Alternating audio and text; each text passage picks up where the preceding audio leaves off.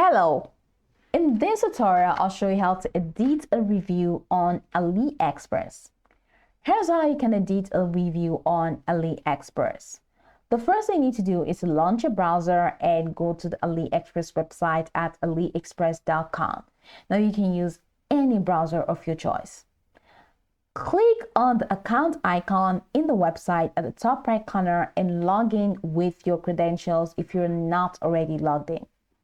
Now, after logging in, hover over to the account icon again at the top right corner and you're going to see a couple of options presented to you, which include My Orders, My Coins, Message Center, Payment, Wishlist, My Coupons, and all the way down to the last option, which is Accessibility.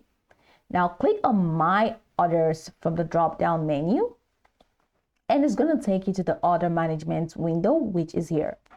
Now, in the My Orders section, which we have in here, locate the order for which you left a review.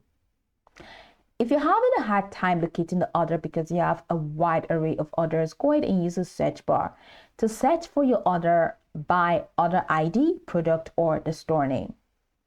Now, once you find your order, next to the order, click on Order Details to access more information about the specific order.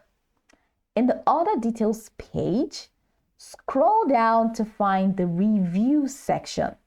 Here, you should see your existing review.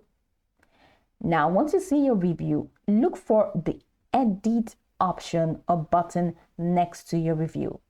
Now, click on it to modify your review content. Update your review text and star rating as needed.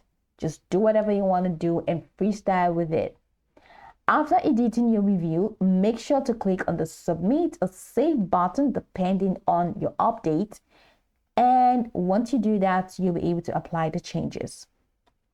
You will see a confirmation message indicating that your review has been updated successfully. Once you see that message, you're definitely going to be happy. And that's it. You've successfully edited your review on AliExpress.